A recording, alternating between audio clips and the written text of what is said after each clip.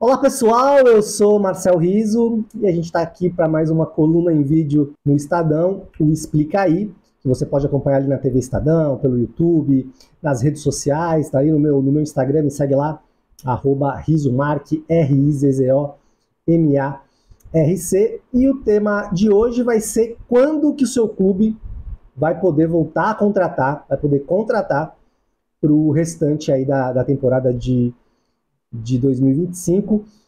Eu recebi algumas perguntas, algumas dúvidas na semana passada com relação às janelas de transferências, janelas no plural mesmo, porque ainda vão ser 2 janelas até o final de 2025, isso que eu vou explicar aqui com um pouquinho de calma para vocês entenderem direitinho como que vão ser essas 2 janelas. Tem muita dúvida do pessoal com relação à janela extra que a FIFA criou para 2025 por causa do Super Mundial de Clubes, né? O Mundial de Clubes, esse Mundial turbinado com 32 participantes, começa agora no dia 14 de junho, daqui um pouquinho mais de um mês, termina 13 de julho, com a participação de 4 clubes brasileiros, né? Palmeiras, Botafogo, Flamengo e Fluminense vão até os Estados Unidos para enfrentar aí os melhores times do mundo nesse Mundial que a FIFA estreia agora em 2025. E a FIFA criou uma janela extra de transferências. Eu vou explicar um pouquinho aqui por que ela criou essa janela de transferências e quando que ela vai ser. A janela extra começa no dia 2 de junho e vai até o dia 10 de junho. São só 8 dias dessa janela. E a FIFA criou basicamente essa janela para poder, enfim, claro, valorizar um pouquinho o seu campeonato, né? Os clubes vão poder se reforçar nesse meio do ano. A gente tem que lembrar, por exemplo, que no caso aqui do Brasil, a janela de transferências ela terminou em 28 de fevereiro, a janela principal. Depois teve aquela janela que a CBF criou 2 anos atrás só para estaduais, mas aí é uma janela só com negociação dentro do Brasil, com limitação de só para clubes da séries A, B e C, e só para jogadores que jogaram os estaduais, então é bem limitada. Então desde 28 de fevereiro, os clubes brasileiros, por exemplo, não podem contratar, e agora de 2 a 10 de junho vão poder contratar. Então a FIFA criou isso também para poder valorizar um pouquinho o campeonato, né, para os reforços poderem jogar, mas também para os clubes europeus. A gente tem que lembrar que os clubes europeus vão estar em final, né, basicamente em final de temporada. Então tem muito clube mudando, o jogador que vai sair, o jogador que vai chegar.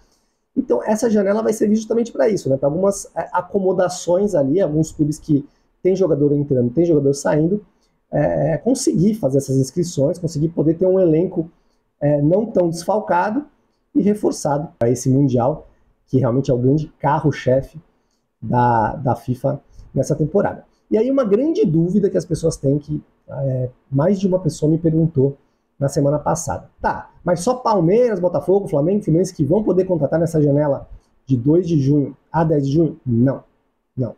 Todos os clubes brasileiros vão poder utilizar essa janela, né? Então se teu time está na Série B, na Série C, na Série D, teu time vai disputar um torneio regional, né, como a Copa Paulista, que é um torneio que a Federação Paulista de Futebol organiza, ele pode usar essa janela para contratar e inscrever jogadores no boletim informativo diário da CBF. Não são só apenas aqueles 4. Não seria justo, né, você abrir uma janela de transferências, por mais que ela tenha ali uma grande ligação com o Mundial, só 4 clubes, esses 4 clubes teriam uma vantagem de ter 8 dias a mais para poder inscrever atletas do que as outras equipes. A única questão é que somente as federações, as confederações de clubes participantes que poderá ter uma janela em junho, né? São 20 países que vão ter clubes representando, clubes vão representar 20 países no Mundial, então somente esses 20 países. Por exemplo, um clube do Uruguai, né?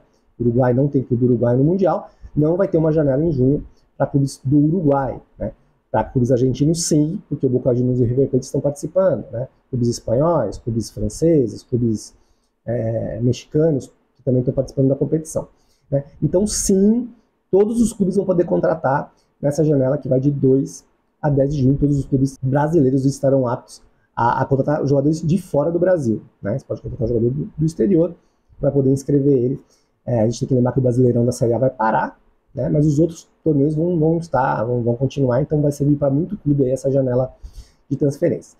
Outra dúvida que o pessoal me mandou bastante é com relação à inscrição dos jogadores para o Mundial, aí já um pouquinho mais segmentado aí nos 4 clubes participantes, lembrando, Palmeiras, Flamengo, Fluminense e Botafogo. Como que vai ser essa inscrição? Então eu vou explicar aqui um pouquinho. No fim de março, esses 4 clubes enviaram para a FIFA uma lista com a pré-lista de inscritos para o Mundial, de 26, com o mínimo de 26 nomes até 50 nomes. O Flamengo, por exemplo, que a gente tem informação, mandou 50, repetiu a lista da Libertadores, né, tem 50 nomes, então ele enviou essa lista com esses 50 nomes. Até o dia 10 de junho tem que ser enviada a lista final, ou seja, até o fim dessa janela de transferência. Então, negociações que são feitas durante a janela, pode haver até 2 alterações nessa lista de 50. Então, por exemplo, se o time contratou um jogador ali entre 2 a 10 de junho, ele vai poder pegar essa lista que foi enviada e fazer 2 trocas de inscrição, né? Então, se o Flamengo mandou 50, ele pode pegar dessa lista de 50, quando for diminuir, né, para os 35 que de fato vão ser inscritos, ele já faz essas 2 trocas que a FIFA permite. A lista final tem que ser de 26 a 35. A FIFA aumentou um pouquinho, normalmente na Copa do Mundo, por exemplo, de seleções são 26, então eu vou poder ter 35. Então, se você mandou uma lista de 50, você tem que cortar 15, e se você ainda for inscrever algum jogador que você contratar, conseguir inscrever nessa janela de junho, você ainda tem que fazer mais uma troca. Mas aí é bom ressaltar que os treinadores eles não podem relacionar para as partidas 35 jogadores, só podem 26, né? 11 começando e 15 no banco.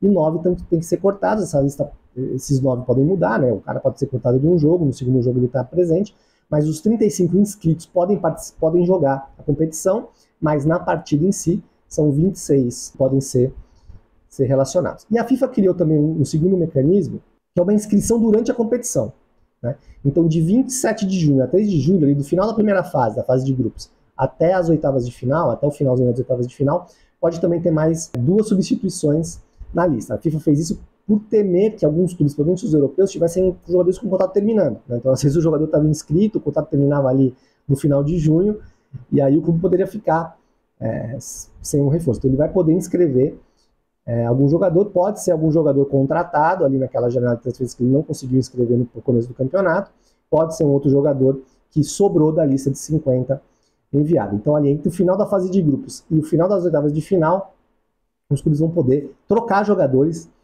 É algo pouco comum nos torneios da FIFA, normalmente somente goleiros podem ser trocados e em caso de lesão, né? Então, também se um jogador se machucar ali na primeira fase de grupos, ele pode ser trocado ali entre as oitavas e as quartas de final. Uma novidade aí também em torneios da FIFA. Vamos ver se a FIFA vai manter isso para a Copa do Mundo de Seleções no ano que vem. E a última janela de transferências da temporada ela vai ser de 10 de julho a 2 de setembro, aquela janela de transferências final ali que é normal, que a gente conhece toda a temporada, que aí os clubes podem fazer as negociações para fora do Brasil, para dentro do Brasil. Então vai ser de 10 de julho a 2 de setembro, 8 semanas, aliás, 8 semanas, e ressaltar que desde o ano passado a CBF mudou a questão das janelas de transferências, os dias, né, as semanas que podem ocorrer essas negociações, né. Pelo regulamento da FIFA, cada federação tem 16 semanas por ano para fazer essas janelas de transferências em até 3 períodos. Então você pega esses 16, pode dividir em um período só, em 2 ou em 3. A CBF divide em 2, no começo do ano e no meio do ano. Normalmente todas as federações fazem, começo de temporada e meio de temporada. Mas anteriormente a CBF fazia o seguinte, ela fazia em janeiro 12 semanas, porque a CBF entendia que no começo do ano que os clubes contratavam mais, pro ano todo, e no meio do ano, ali por volta de julho e agosto, somente 4 semanas. Alguns clubes pediram para mudar. Por quê? Porque chegava no meio do ano, com a janela de transferência na Europa aberta por mais tempo, e lá em início de temporada, os clubes mudando, tocando jogador, né, querendo se livrar de alguns jogadores que estavam encostados, os clubes entendiam que 4 semanas era muito pouco, né, que o melhor são 8 semanas para poder fazer essas negociações com os clubes europeus, com maior possibilidade de reforçar o time no final da temporada. Então, as 2 janelas de transferências até o final do ano, 2 de junho a 10 de junho, para todo mundo, não só para os clubes que vão jogar o Mundial, e de 10 de julho a 2 de setembro também para todo mundo, aí a janela final tradicional. É isso, espero ter tirado as dúvidas de vocês com relação à janela de transferências, as janelas de transferências. Continue me mandando dúvidas aí pelo e-mail, marcel.riso@estadão.com, ou ali também nas redes sociais, quem quiser me perguntar ali no Instagram, ali no X, podem me perguntar ali também, que eu tento gravar um vídeo tirando essas dúvidas. Valeu, pessoal, até a próxima.